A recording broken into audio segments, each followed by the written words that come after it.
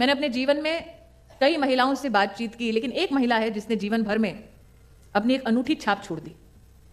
आज से लगभग 16 साल पहले मैं उससे मिली थी और ऐसे ही कार्यक्रम में जैसे मेरा परिचय दिया जा रहा था, मैंने उनसे कहा कि आपका परिचय मैं कैसे दूं। उन्होंने कहा कि आप जाकर पूरे समाज के सामने मेरा परिचय देते हुए कहिए कि मैं वो मां हूं जिसने अपनी बेटी को मारने का प्रयास किया लेकिन फेल हो गई। मैंने कहा कोई भी मां अपना ऐसा परिचय नहीं देती। उसने कहा स्मृति जी, मेरे पति ने कहा था, पंजाब से थी वो महिला, उसने कहा कि अगर तीसरी बेटी होगी तो घर लौटना मत अस्पताल से। और बेटी के जन्म के बाद मेरा चेहरा देखने कोई नहीं आया। तीसरे दिन मेरा भाई लौटकर मुझसे कहने लगा कि जीजा जी से बात हो गई है, बेटी का इंतजाम कर दो तो घर पर 2 बेटियों के साथ रह सकती हो। तीसरी बेटी के साथ वो जब घर लौटी तो नवंबर दिसंबर की ठंड में उसने खाट में आंगन में अपनी बच्ची को निर्वस्त्र छोड़ दिया और चौखट पर जाकर बैठ गए।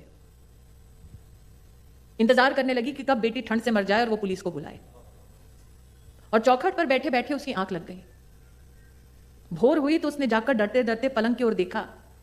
उसने कहा स्मृति जी, मेरी बेटी सर से लेकर पांव तक नीली थी बिल्कुल, लेकिन जिंदा थी। और उस दिन मैंने ठान लिया कि अगर मेरी बेटी पूरी रात मौत से लड़ सकती है तो क्या मैं अपने पति से नहीं लड़ सकती।